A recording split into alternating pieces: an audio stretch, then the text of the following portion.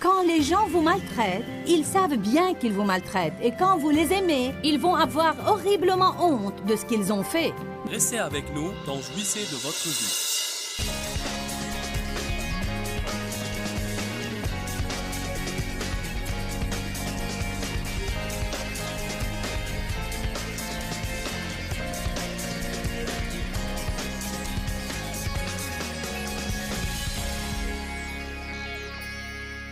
Luc 6, 27.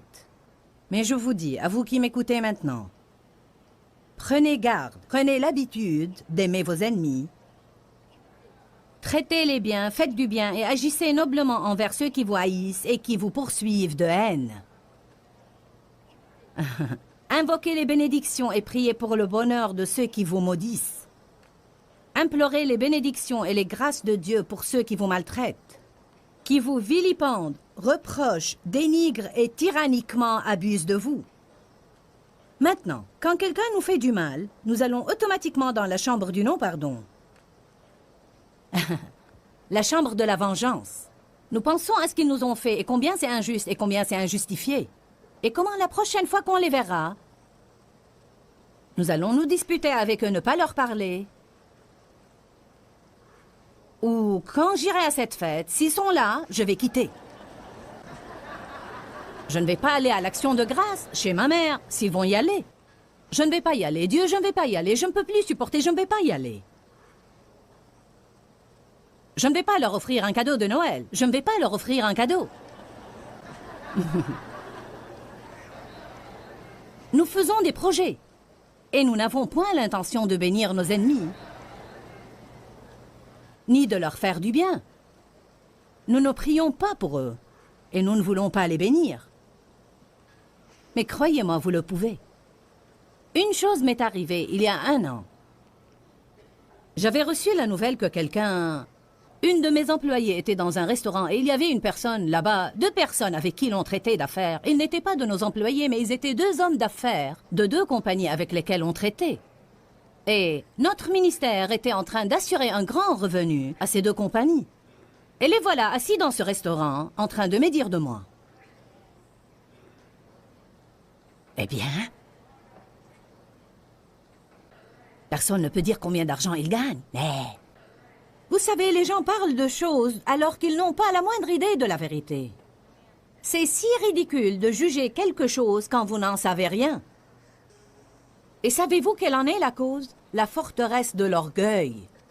La forteresse de l'orgueil s'empare de nos esprits et nous pousse à juger les choses et à penser que nous les connaissons bien que nous n'en connaissions rien. Et si nous croyons savoir quelque chose, nous ne voulons rien entendre de personne. Nous ne voulons rien apprendre. Nous allons parler de la forteresse de l'orgueil avant que cette série ne prenne fin, car c'est un problème majeur dans notre façon de penser. Vous avez l'air innocent. Savez-vous pourquoi? Parce que l'orgueil se cache. Toute personne qui l'a ne pense pas qu'elle l'a, parce qu'il est trop orgueilleux pour l'admettre. Par conséquent, je vais vous indiquer les symptômes de l'orgueil.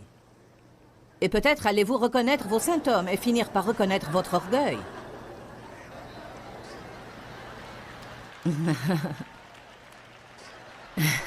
Mais je ne vais pas vous dire en quelle séance je vais en parler, sinon ceux qui en ont le plus besoin ne viendront pas.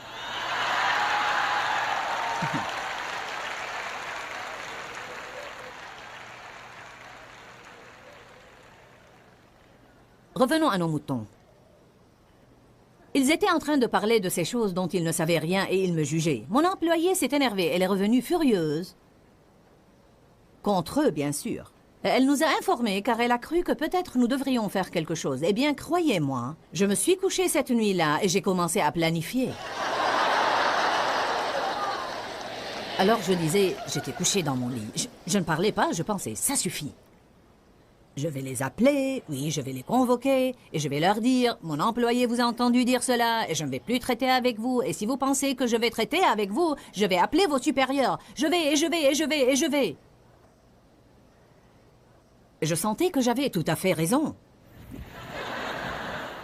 Que j'étais justifiée dans les actions que je me proposais de prendre, parce que ce qu'ils ont fait était injuste, et j'avais le droit de faire ce que j'allais faire. Mais vous savez, pas nécessairement, parce que si on est à ce niveau-là et que quelqu'un descend à un niveau beaucoup plus bas pour nous attaquer, pourquoi devons-nous nous abaisser à son niveau pour nous venger?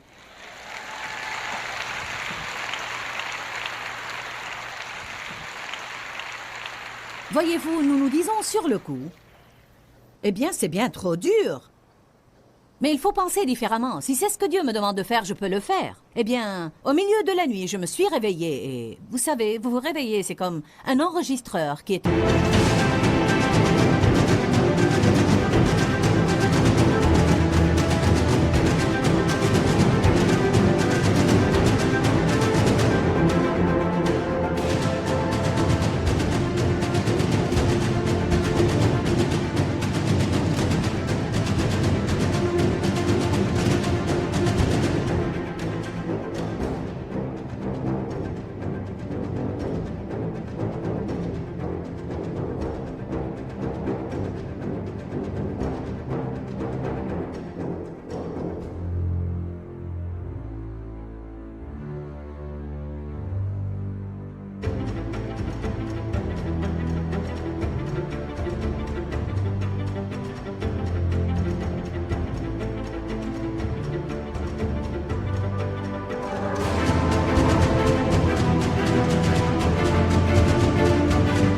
en pause.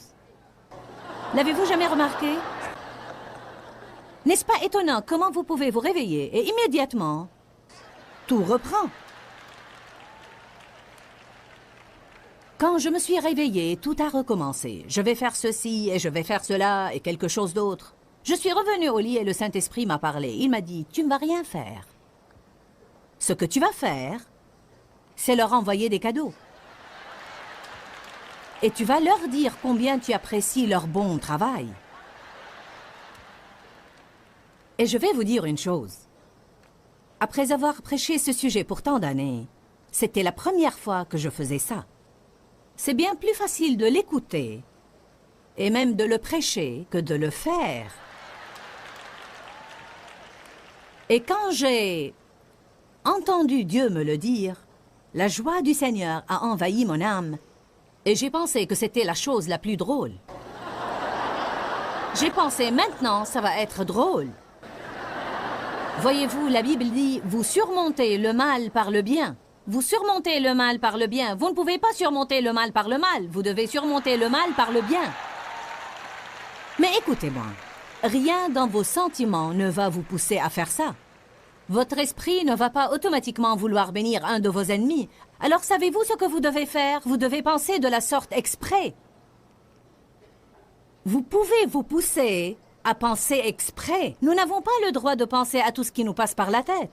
Et nous ne sommes pas obligés d'attendre qu'une bonne idée vienne à nous. Nous pouvons penser à de bonnes choses exprès. Vous pouvez avoir un ennemi et penser, d'accord Dieu, j'ai compris. Maintenant, j'aimerais aller dans la chambre du non-pardon et penser toute la journée à tout ce qu'ils m'ont fait, mais je vais redécorer cette chambre. Et je vais l'appeler la chambre où je bénis mes ennemis. Et dorénavant, quand quelqu'un me fera du mal, je vais aller dans cette chambre pour penser, mais je ne vais pas penser comme j'en avais l'habitude. Je vais m'asseoir et penser, d'accord, comment pourrais-je les bénir? Que pourrais-je faire, Dieu, pour montrer au diable qu'il ne va pas m'affaiblir et me terrasser par ses attaques? Dieu pourrait juste vous dire, priez. Il pourrait dire, ne racontez ça à personne. Ne ruinez pas leur réputation en racontant à tout le monde ce qu'ils vous ont fait. Mais nous aimons faire ça, n'est-ce pas? Dans ce cas, Dieu m'a dit de leur envoyer un cadeau. Mais vous savez, ça pourrait ne pas être toujours sage. Ça pourrait ne pas être toujours le cours d'action à suivre parce qu'il se peut que quelqu'un interprète cette action mal.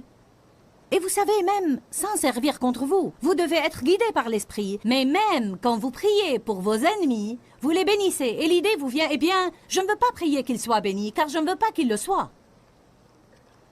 Mais ne vous inquiétez pas, Dieu ne va pas bénir vos ennemis avec des choses avant de les bénir avec quelques révélations. Et si nous prions Dieu de bénir nos ennemis, une des premières choses qu'il va les bénir avec, c'est la révélation de leurs propres actions. Et le Seigneur peut les amener à un lieu de repentir, mais nous, non. Vous pouvez amasser des charbons ardents sur les têtes de vos ennemis, en les aimant quand ils ne vous aiment pas. Et laissez-moi vous dire une chose. Quand les gens vous maltraitent, ils savent bien qu'ils vous maltraitent. Et quand vous les aimez, ils vont avoir horriblement honte de ce qu'ils ont fait. Mais si vous vous vengez et vous vous énervez et vous vous disputez avec eux, vous vous réduisez à participer à une compétition de furieux. Est-ce que vous comprenez ce que je veux dire ce matin? Mais je ne veux pas que vous l'entendiez seulement par vos oreilles. Je veux que vous voyiez le principe spirituel derrière ça. Et la force qui réside dans ce que je vous dis. Il y a une force quand on bénit nos ennemis. Pourquoi Jésus sur la croix a tout de suite dit « Père, pardonne-leur car ils ne savent pas ce qu'ils font ». Il est notre exemple. Il a prié Dieu de pardonner ses ennemis. Il a dit « Ils sont ignorants, ils ne savent pas ce qu'ils font ». La plupart des gens qui nous font du mal ne savent pas ce qu'ils font non plus. Ils agissent dans l'ignorance. Et les gens qui ont souffert font souffrir les autres. Les gens qui souffrent font souffrir. Bien souvent, les gens agissent à partir de leurs propres souffrances et blessures émotionnelles, et ils ne savent pas ce qu'ils font.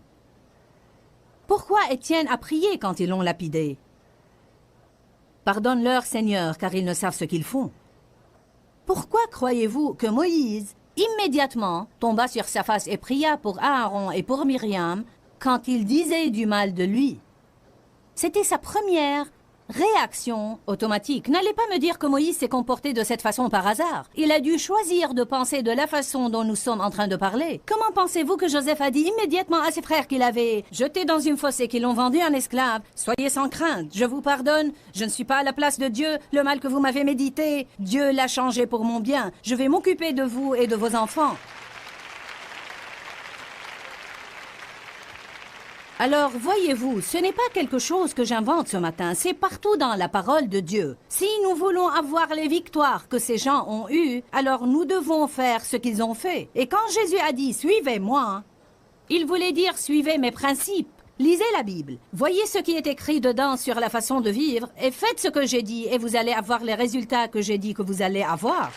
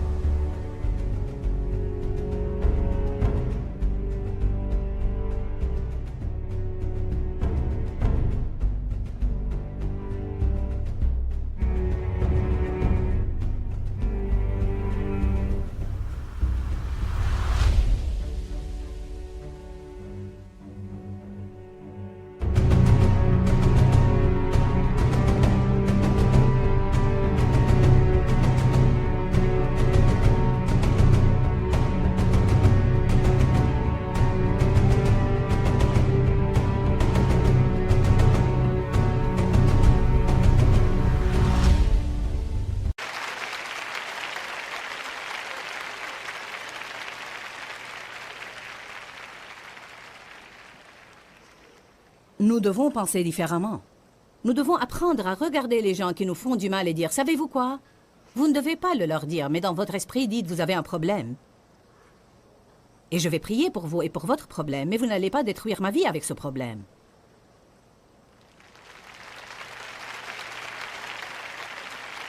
Vous devez regarder ces gens qui vous volent votre joie.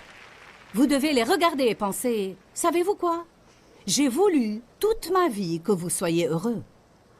Et je réalise finalement que vous ne voulez pas être heureux. Alors j'ai décidé maintenant que je ne veux pas être malheureux parce que vous voulez être malheureux. Votre malheur ne va pas voler mon bonheur. Je vais être heureux. Je vais avoir de la joie et je vais l'avoir dans le Seigneur. Et j'espère qu'un jour vous allez faire comme moi. Je vais prier pour que vous fassiez comme moi et que vous ayez la joie du Seigneur, mais vous n'allez pas voler la mienne. Allez, vous devez commencer à faire de meilleurs projets. Peut-être vivez-vous avec un grognon que vous regardez 25 fois par jour et pensez « Tu voles ma joie, tu voles ma joie, tu voles ma joie. Je ne peux pas te supporter, tu voles ma joie. Je ne pense pas pouvoir vivre avec toi plus longtemps. Dieu, je ne peux plus supporter ça. C'est bien trop dur, Dieu. »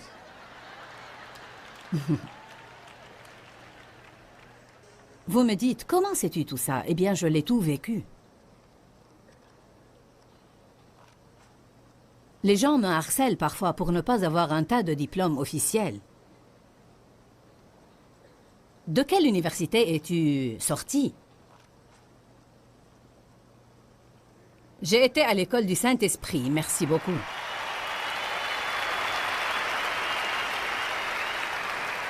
Et j'ai terminé mes études dans l'université de la vie. Je suis une survivante. Survivante victorieuse.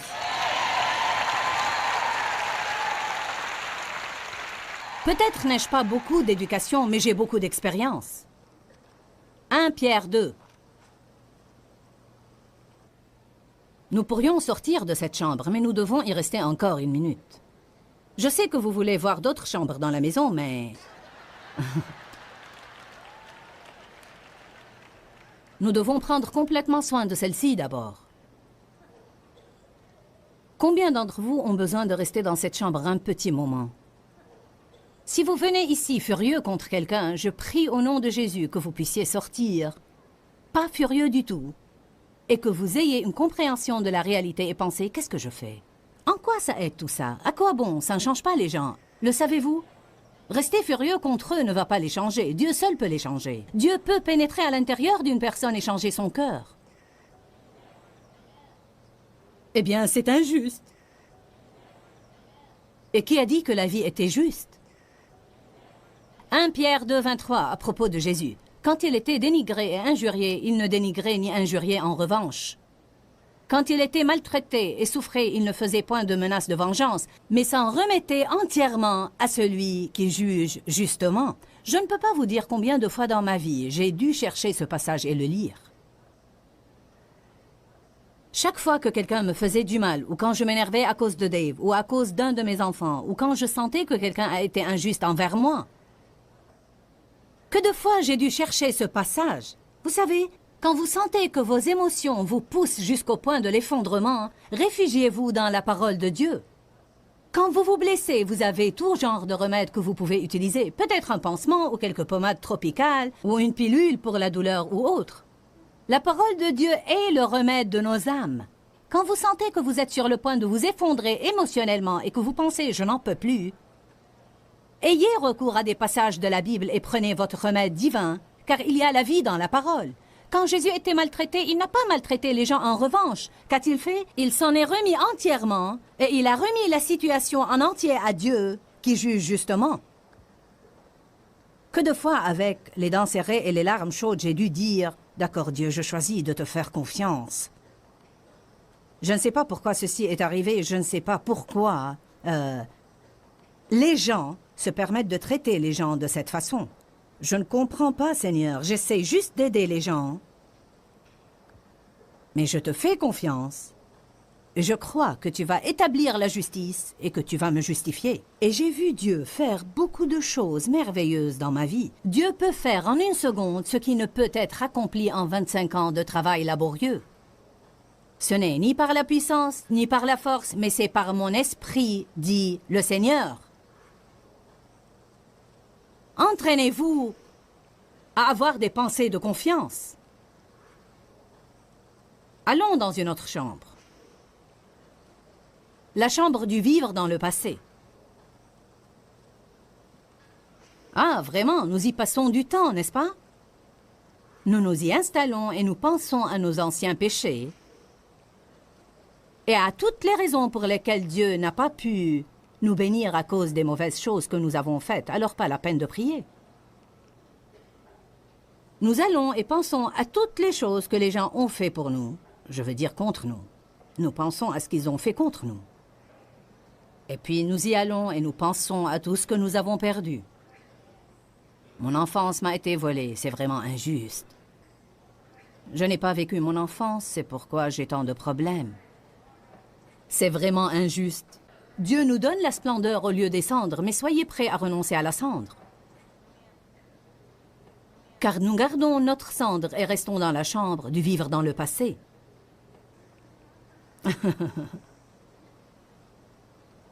C'est comme lorsque certains ont incinéré quelqu'un et puis ils gardent la cendre parce qu'elle leur rappelle cette personne. Vous savez comment.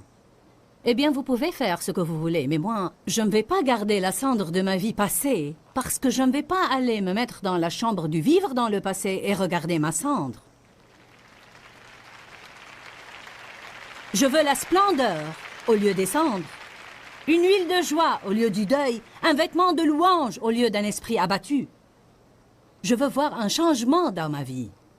Et je ne veux pas passer toute ma vie dans l'amertume parce que j'ai eu un mauvais début. Vous savez, oui, le début est important. Et c'est dommage si vous avez mal débuté, mais votre début est loin d'être aussi important que votre fin.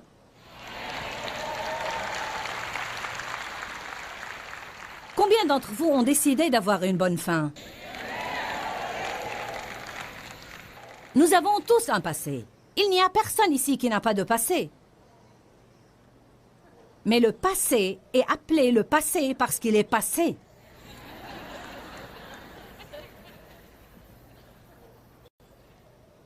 Dieu n'est pas le grand jeté. Jésus dit, pourquoi êtes-vous perturbés? Je suis. Quand vous vivez dans le passé, la vie est dure car il n'est pas le grand jeté. Quand vous vivez dans le futur, la vie est dure parce qu'il n'est pas le grand je serai. Lorsque demain viendra, il sera là, mais il dira je suis. Vous ne pouvez pas aller vous mettre dans la chambre du passé et méditer sur le grand jeté.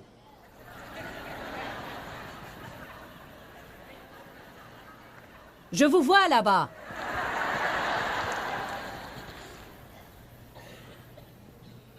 Vous devez prendre garde de ne pas penser aux victoires du passé. Car parfois, vous pensez aux choses qui sont arrivées dans le passé, et ainsi, vous n'êtes jamais satisfait avec tout ce qui se passe maintenant. Eh bien, je me rappelle quand... Amen. Je me rappelle la victoire que j'ai remportée il y a 10 ans. Ou n'importe, vous savez. Je peux être ici aujourd'hui et penser à la conférence des femmes qui a eu lieu en octobre dernier et être déçue de la présente réunion. Car j'avais 16 000 femmes et plus et nous avons déchiqueté le diable. L'Esprit de Dieu agissait différemment que dans cette conférence. Savez-vous ce que j'ai découvert? L'onction n'est pas la même partout. Et vous ne pouvez pas mettre Dieu dans une petite boîte. Dieu est Dieu. Et il ne vit pas dans une boîte. Et si vous essayez de le garder dans une boîte, alors vous allez être toujours déçus. Combien d'entre vous comprennent ça? Vous savez, vous ne pouvez pas revenir à ce que vous n'avez pas aimé et revenir à ce que vous avez aimé. Vous devez vous rendre compte qu'ils sont révolus. Je ne vais jamais avoir la même réunion, mais j'espère avoir une réunion plus importante. Je ne voudrais pas une aussi bonne que l'autre, je voudrais une meilleure. Mais je suis heureuse de ce qui se passe ici aujourd'hui, car le grand je suis est là. Et tout ce qu'il fait aujourd'hui est évidemment ce dont on a besoin aujourd'hui, et c'est important pour aujourd'hui. Je n'ai pas à revenir à ce qui était, je peux être heureuse aujourd'hui. Beaucoup de gens ne savent pas apprécier le moment où ils sont. Ils ont un but déterminé et ils ne vont apprécier que ce qui aura lieu après. Quand je prendrai ma retraite, quand les enfants finiront l'école, quand j'aurai une plus grande maison. Et que faites-vous maintenant? Il est le grand je suis. Je crois que chaque jour nous devons avoir un nouveau début. La compassion de Dieu se renouvelle. La Bible vous dit que faire de vos péchés, vous repentir, les reconnaître, vous repentir, les confesser, recevoir le pardon de Dieu et puis aller de l'avant. Lâcher prise de ce qui est derrière et aller de l'avant vers les bonnes choses qui vous attendent. Paul a dit, je fais une chose, c'est ma seule aspiration, j'oublie ce qui est en arrière. Il n'y a qu'une solution pour le passé, l'oublier. Amen. J'ai été maltraitée dans mon enfance, mais il n'y a rien que je puisse faire à ce sujet maintenant. Pour cela, j'ai choisi de l'oublier et aller de l'avant. Il y a des choses dans votre vie que vous...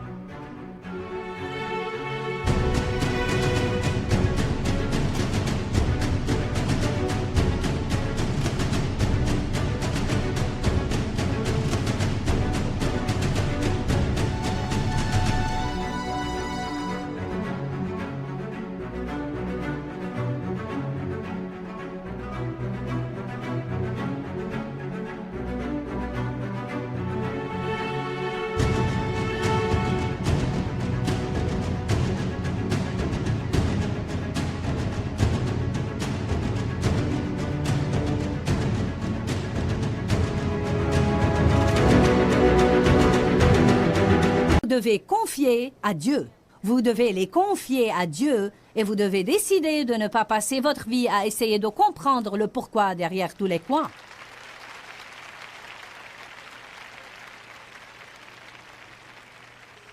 Il y a au moins 10 à 12 personnes qui avaient besoin d'entendre ça.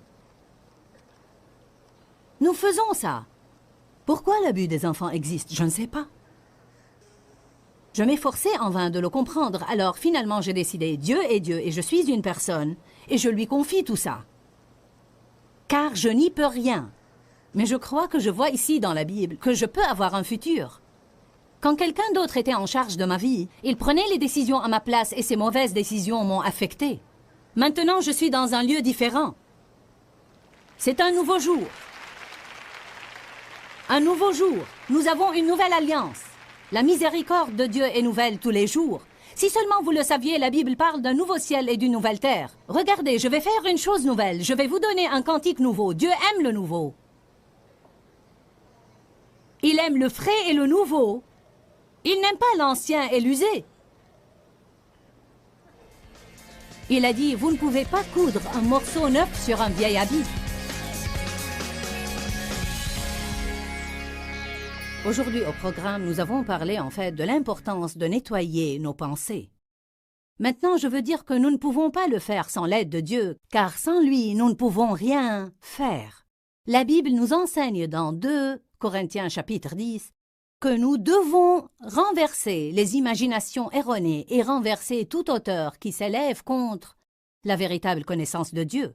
Cela nous apprend que nous devons penser à ce que nous pensons et que nous devons être responsables de nos pensées, vraiment responsables de nos pensées, et que nous ne devons pas penser à tout ce qui nous passe par la tête. Quand, Seigneur, quand? Dans ce livret, Joyce Meyer vous apprend à faire confiance au temps de Dieu. Pour obtenir ce livret gratuitement, écrivez-nous à Joyce Meyer, boîte postale 40095-6300, Larnaca, Chypre. Ou bien visitez notre site web www.joycemeyer.org/fr.